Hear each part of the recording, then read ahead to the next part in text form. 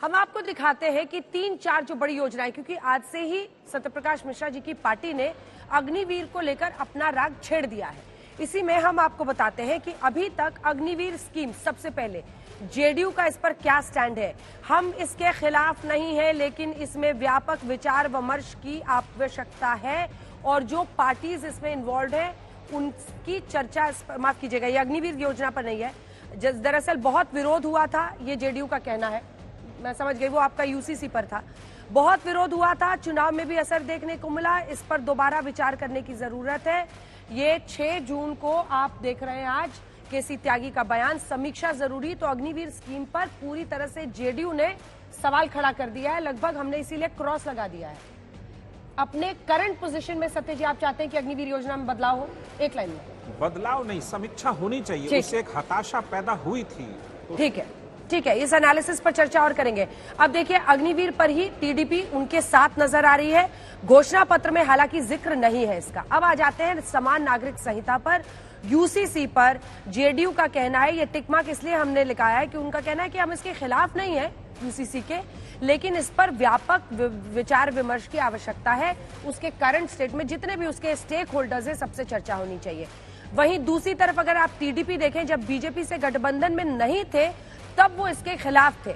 अब उनका इस पर क्या कहना है? चंद्रबाबू नायडू जुलाई 2023 में जो मुस्लिम समुदाय के लोग हैं उनसे विजयवाड़ा में मिले थे और उनका ये कहना था कि टीडीपी इस पर कोई फैसला नहीं लेगी और उनके खिलाफ कोई भी कदम नहीं उठाएगी।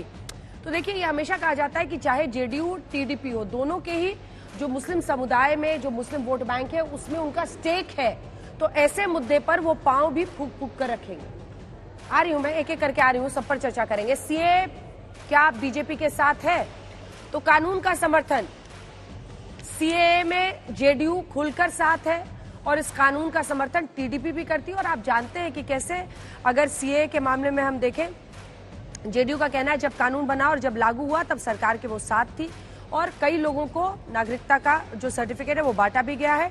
टीडीपी भी पक्ष में थी और ये कहा है चंद्रबाबू नायडू ने बीजेपी को बैक करते हुए सीए इम्प्लीमेंटेशन पर 15 मार्च 2024 में कि कोई भी देश जिसके पास अपना नागरिकता का कानून है, इसमें गलत क्या है। तो ये 3 मुद्दों पर हमने आपको दिखा दिया है। अब हम कुछ ही देर में ये देखिए, मुस्लिम आरक्षण भी जल्दी से दिखा देते हैं।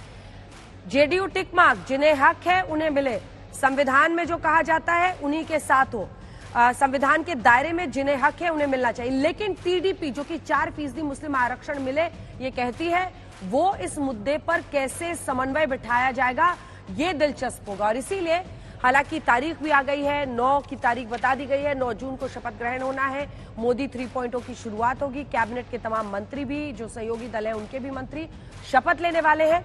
लेकिन अब वक्त है जब हम जल्दी से आपको तमाम मेहमानों से मिलाते हुए चर्चा की शुरुआत करते हैं। फिर अयोध्या को भी डिकोड करेंगे, क्योंकि बीजेपी के लिए सबसे बड़ा झटका यही है कि फैजाबाद सीट वो हार गए हैं राम मंदिर के निर्माण और भव्य जो उद्घाटन वहां पर हुआ था उस समारोह के बाद। कई असेंबली सीट्स में हारे हैं, अयोध्या शहर में जीते हैं, लेकिन इसका मतलब क्या है इसको भी जरा समझेंगे।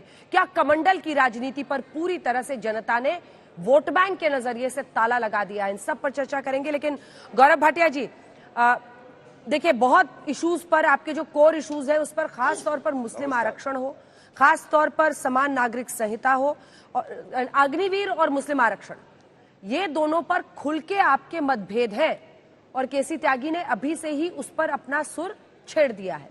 लेकिन उससे भी पहले, इस पर आप जवाब दें, उससे भी पहले मैं चाहती हूं कि आप सीधा राहुल गांधी के आरोप का जवाब दें, जिसमें वो शेयर मार्केट के मैनिपुलेशन का आरोप लगा रहे हैं और सीधे पीएमएचएम को घेर रहे हैं। गौरव जी। धन्यवाद अंजना जी। देखिए, सबसे पहले तो मैं ये कहना चाहूंगा कि कोई व्यक्ति जो बड़ा नासमझ हो, अपरिपक्व हो, वो बाहर निकल के आए और कोई भी अनर्गल बयान दे दे, उलूल जुलूल की बातें कर दे और उसके बाद हम लोग चर्चा करने बैठ जाएं। ठीक है, एक सेकंड आपको टोक रही हूं, ऐसा है, एक सेकंड रुक जाइए। ये सवाल लाजमी है क्योंकि सबसे बड़े विपक्षी दल ने आपसे पूछा है, जवाब आपको देना चाहिए। लेकिन ये तस्वीरें हम दिखा रहे हैं आपको राष्ट्रपति भवन की, जहां पर 9 जून की तैयारी, क्योंकि अभी तक जो जानकारी मिली है वो 9 जून की ही तैयारी है।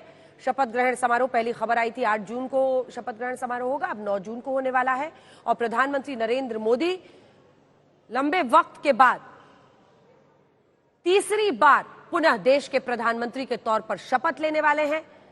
और इस शपथ ग्रहण समारोह में देश विदेश के और खास तौर पर जो पड़ोसी मुल्क है उनके भी मुखिया आएंगे, सभी शामिल होंगे। और बताया यह भी जा रहा है कि न सिर्फ भारतीय जनता पार्टी बल्कि इसके साथ साथ जो सहयोगी पार्टियां हैं जिसमें जेडीयू हो, टीडीपी हो सकता है जीतन राम मांझी की अभी हम पार्टी हो, इन सब से भी अगर मंत्री पद दिया जाता है तो उनकी भी शपथ उसी दिन हो। शाम 6 बजे का वक्त, अभी तक के मुताबिक शाम 6 बजे तक का वक्त इसके लिए तय किया गया है।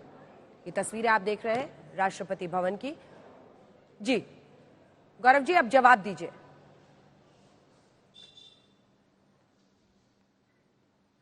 अंजना जी, मैं बिल्कुल जवाब दूंगा, लेकिन उससे पहले मैं पुनः एक बात कहूंगा। कोई अपरिपक्व नेता बिना तथ्यों के केवल अगर भ्रम की राजनीति करने के लिए, केवल रायता फैलाने के लिए आएगा तो ये जरूरी नहीं है कि हमें उस पर चर्चा करनी है। फिर भी मैं तैयारी से आया हूं, मैं उत्तर भी दूंगा, लेकिन उससे पहले मैं एक बात जरूर कहूंगा, और इसलिए कहूंगा क्योंकि नरेंद्र मोदी जी ये मानते हैं कि मीडिया चौथा स्तंभ है। इससे पहले मीडिया पे कहा गया कौन जात हो। आज मैं उनकी प्रेस वार्ता सुन रहा था, उन्होंने एक आपकी पत्रकार है मौसमी, उनसे कहा बीजेपी की लाइन तुम लेती हो, बीजेपी का बैच लगा लो। अब मैं पूछना चाहता हूं अंजना जी, आपको करारा जवाब देना चाहिए, जनता देख रही है। कोई अगर मुश्किल सवाल पूछ ले राहुल गांधी से, कक्षा 5 के जो छात्र हैं, तो आक्रमण करते हैं मीडिया पे और कहते हैं तुम्हें भाजपा की लाइन नहीं लेनी चाहिए, बैज लगाओ। क्यों कहा जाता है ये? क्या ये बात मैं उठाऊंगा? नहीं, पूरी ताकत से उठाऊंगा और कहूंगा कि अगर पत्रकार से उसकी जात पूछोगे और कहोगे बीजेपी की लाइन है क्योंकि तुम्हारे पास प्रश्न का उत्तर नहीं है, तो यह दिखाता है कि मानसिक दिवालियापन हो गया है इनका। अब मैं आपको कुछ तथ्य देता हूं और इन तथ्यों को आप सुनिए। इन्होंने आरोप लगाया नरेंद्र मोदी जी पे और इन्होंने आरोप लगाया गृह मंत्री और वित्त मंत्री जी पे। मैं सबसे पहले आपको जानकारी दे दूं, राहुल गांधी को चाहिए था कि जो स्टॉक मार्केट नीचे आई थी वो स्टॉक मार्केट रिकवर हो चुकी है, 3000 पॉइंट ऊपर आ गई है और आज ही की खबर है 21 लाख करोड़ रुपए की रिकवरी हो चुकी है।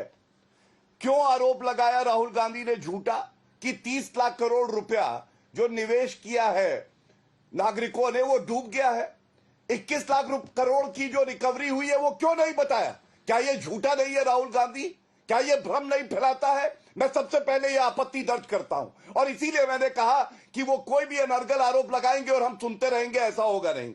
दूसरी बात, मैं आपको बयान बताता हूं। नरेंद्र मोदी जी से सवाल पूछा गया, बिल्कुल पॉइंटेड सवाल स्टॉक मार्केट पे, और उसके बावजूद प्रधानमंत्री जी ने बड़ी जिम्मेदारी से क्या कहा? उन्होंने कहा हालांकि हमारी सरकार ने मैक्सिमम इकोनॉमिक रिफॉर्म्स किए हैं, एंटरप्रेन्योरशिप पॉलिसीज हमारी इकोनॉमी को बहुत बल देती हैं। हमने 25,000 से यात्रा शुरू कर दी थी, आज 75,000 पर पहुंचे हैं। ये सेंसेक्स की बात है। अगर मैं इस पर कुछ कहूंगा तो कोई अर्थ निकाल लेगा कि मैं वोटर्स को प्रभावित करने की कोशिश कर रहा हूं, पहला। दूसरा, अमित शाह जी ने क्या कहा ये भी सुनिए, फिर पूछेगा इनसे अमित शाह जी ने क्या कहा। अमित शाह जी ने कहा शेयर बाजार के उतार चढ़ाव को चुनाव से नहीं जोड़कर देखना चाहिए, मत देखिए, पहली बात। दूसरी बात, लेकिन अगर ऐसी अफवाहें हैं कि स्टॉक मार्केट ऊपर या नीचे आएगा तो मैं आपको सुझाव दूंगा कि 4 जून से पहले शेयर खरीद लें, लेकिन उन्होंने कहा कि इस पे कोई कयास ना लगाए और चुनाव से ना जोड़े। लेकिन अगर कोई ऐसी अफवाह है, क्योंकि स्थिर सरकार जब जब आती है भारत में, तो स्थिर सरकार का मतलब है पॉलिसीज कंटिन्यू करेंगी और जितने निवेशक होते हैं, जितने स्टॉक मार्केट के शेयर्स खरीदे जाते हैं, उनको विश्वास होता है कि भारत प्रगति के रास्ते में चल रहा है। अब आप मुझे बताइए इसका क्या लेना देना है कि प्रधानमंत्री जी और गृह मंत्री जी ने कहा कि स्टॉक्स खरीद लो, फलाना कंपनी के खरीद लो। तीसरी बड़ी बात, राहुल गांधी ने राफेल के मुद्दे पे भी अंजना जी ऐसे ही आरोप लगाए थे।